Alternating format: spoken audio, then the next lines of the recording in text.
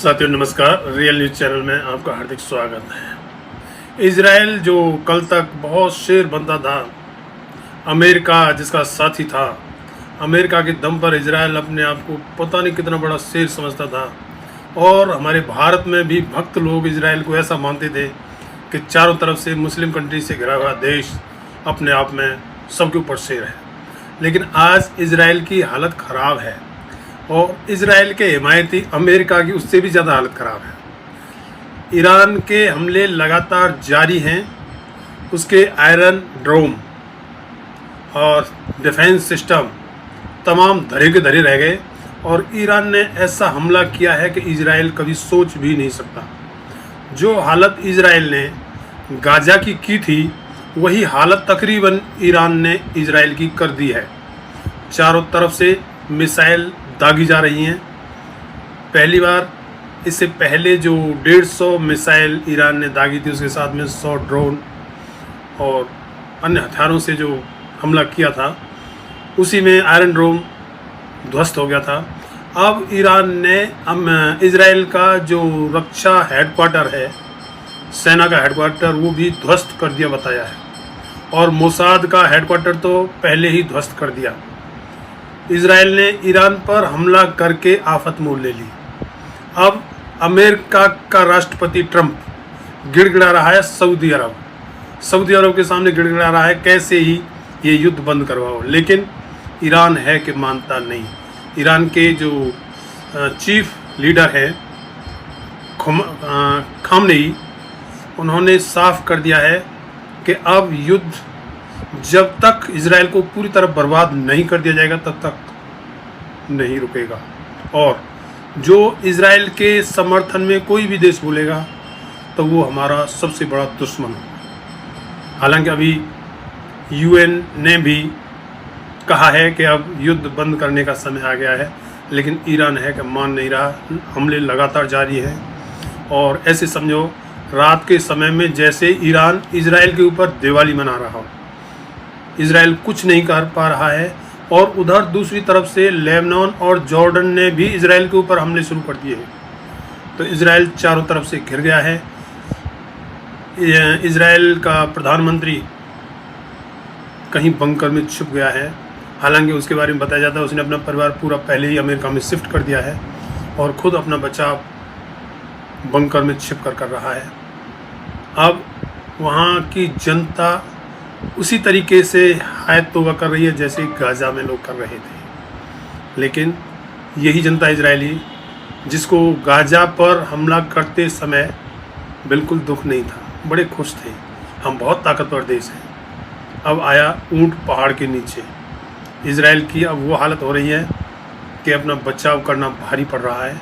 और जो पूरे विश्व में जो अपनी वो बना रखी थी हवा, अमेरिका के दम पर, अमेरिका के हथियारों की दलाल ही तो करता था इजराइल। और इजराइल के पास था क्या? अमेरिका की टेक्नोलॉजी इस्तेमाल करता था, अमेरिका के हथियार इस्तेमाल करता था और अमेरिका के हथियारों की बिक्री वो दलाली के तौर पर करवाता था। तो अमेरिका के दम पर फन्ने खम बना हुआ था और अब अमेरिका ने भी हाथ पीछे खींच लिए हैं। हालांकि अमेरिका के विदेश मंत्री ने पहले ही घोषणा कर दी थी कि इजराइल द्वारा ईरान पर किए गए हमले में हम शामिल नहीं हैं। और अब राष्ट्रपति ट्रंप भी अपने आप को इजराइल से अलग कर रहा है और खबरें चलाई जा रही हैं कि ट्रंप इजराइल से नाखुश है, मतलब उसके काम से खुश नहीं है। और दूसरी तरफ ट्रंप जो है सऊदी अरब से रिक्वेस्ट कर रहा है, गिड़गिड़ा रहा है कि किसी भी तरीके से युद्ध बंद करवा दिया जाए। जो ट्रंप भारत पाकिस्तान के युद्ध के लिए कह रहा था कि मैंने बंद करवाया है और मैंने व्यापार की धमकी दी थी, इसलिए पाकिस्तान और भारत युद्ध बंद करने के लिए तैयार हो गए थे। अब उसका व्यापार की थ्रेट ईरान पर काम नहीं कर रही है और ईरान के साथ जॉर्डन और लेबनान लगातार हमले किए जा रहे हैं और जनता त्राहिमाम कर रही है। और रेस्क्यू ऑपरेशन के लिए भी इजराइल को जगह नहीं मिल रही है। वो एक जगह मिसाइल पड़ती है, वहाँ उसके स्वास्थ्यकर्मी और रेस्क्यू टीम जाती है तो पता लगता है दूसरी तरफ मिसाइल आ गई। अब उनकी भी जान को खतरा बना हुआ है, पता न किस टाइम किस जगह पर कब मिसाइल आ गिरे। तो ऐसे हालात बने हुए हैं और अभी कुछ संभावना नहीं लग रही कि ईरान अभी जल्दी युद्ध बंद करने की तमन्ना रखता हो। खामनेई ने, जो ईरान के सर्वोच्च नेता हैं, उन्होंने घोषणा की है कि जब तक इजराइल को हम बर्बाद नहीं कर देंगे पूरी तरह, तब तक हम हमला बंद नहीं करेंगे। और अगर किसी भी देश ने इजराइल की मदद करने की कोशिश की तो वो देश भी हमारा सबसे बड़ा दुश्मन होगा। तो इस तरीके से इजराइल, जो पिछले काफ़ी लंबे अरसे से गाजा पर, लेबनान पर वो हमले करता था और बड़ा खुश होता था कि उसका लोहा पूरा विश्व मान रहा है, अब पता लग गया है अब इजराइल का ही नहीं, अमेरिका की भी साख दाव पर है। अब अमेरिका पर भी कौन विश्वास करेगा, क्योंकि इजराइल अब मान रहा है कि अमेरिका के चक्कर में आकर वो गलत फंस गए।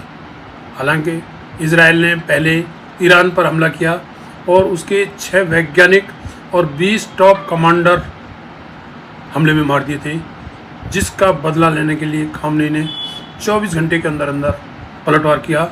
और इस तरीके से पलटवार किया कि इजराइल और इजराइल वासी अब त्राहिमाम कर रहे हैं और उन्हें कहीं भागने के लिए जगह नहीं मिल रही है। आयरन डोम और डिफेंस सिस्टम पूरी तरह से इजराइल का फेल हो चुका है, कहीं कोई उसकी मिसाइल इंटरसेप्ट नहीं कर पा रहा है और सीधी मिसाइल। और सबसे बड़ी बात है, इजराइल की राजधानी तेल अवीव पर हमला चल रहा है और तेल अवीव को तकरीबन ध्वस्त कर दिया है ईरान ने। उसका रक्षा जो हेडक्वार्टर है उसको बताया जाता है कि उसको ध्वस्त कर दिया है, और मोसाद का जो हेडक्वार्टर था, यानी कि इजराइल की गुप्तचर शाखा जो है, उसका जो हेडक्वार्टर था उसको ध्वस्त कर दिया है। ये वही इजराइल है जिसका पेगासस हमारे भारत में भी काफ़ी प्रचलित हुआ था, और क्या पता अब क्या पोजीशन होगी, अभी कुछ नहीं कहा जा सकता।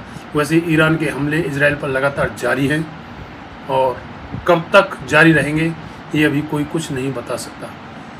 इजराइल का प्रधानमंत्री नेतन्याहू भारी संकट में है और कुछ नहीं कर पा रहा है। हालांकि वो पूरी तरह से अपने घरेलू राजनीति में भी फंसा हुआ है, क्योंकि उसके जो समर्थक पार्टियां, क्योंकि वो पूरा बहुमत संसद में नेतन्याहू के पास नहीं है, कुछ पार्टियों की वैसाखी के ऊपर उसने सरकार बनाई हुई है। और जब उस पर भ्रष्टाचार के आरोप लगे थे तब उसने फ़िलिस्तीन से युद्ध शुरू किया था, और सिर्फ उसकी वजह यही थी कि कहीं उसकी सरकार ना गिर जाए और युद्ध के चक्कर में सरकार उसकी बनी रहेगी। तो इस तरीके से नेतन्याहू की सीट अभी तक तो बरकरार है, लेकिन कुछ पता नहीं कब उसको सीट से भी हाथ धोना पड़े और इजराइल को इसका बड़ा खामियाजा भरना पड़ रहा है। यही होता है, अब इजराइल वासी उसका खामियाजा भर रहे हैं। होता यही है कि टॉप लीडर युद्ध शुरू करते हैं और खामियाजा उसकी जनता भरती है। पहले इजराइल ने जो गाजा में, फ़िलिस्तीन में जो किया उसका खामियाजा वहाँ की जनता ने भरा, और अब ईरान ने जो इजराइल की हालत कर दिया है वो भी खामियाजा जो है इजराइल की जनता भर रही है। कामना करते हैं कि यह युद्ध जल्द बंद हो। और सबसे बड़ी बात जो है, ईरान के साथ में रसिया, चाइना, उत्तरी कोरिया साथ हैं। उत्तर कोरिया जो है पूरी तरह से ईरान के साथ खड़ा हो गया है, उधर चाइना पूरी तरह से ईरान के साथ खड़ा हो गया, रसिया का भी उनको समर्थन मिल रहा है। और यह युद्ध ऐसी आहट दे रहा है कि कहीं यह युद्ध तीसरे विश्व युद्ध के रूप में ना हो जाए, क्योंकि तकरीबन देश बढ़ते जा रहे हैं और दोनों ही पक्ष भारी पड़ रहे हैं।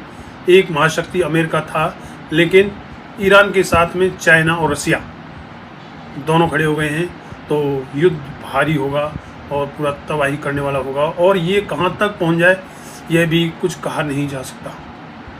इस वीडियो में इतना ही। पोस्ट अच्छी लगी हो तो चैनल को सब्सक्राइब, वीडियो को लाइक, शेयर और कमेंट में अपनी राय ज़रूर दें कि फ़िलहाल भक्तों की हालत क्या होगी।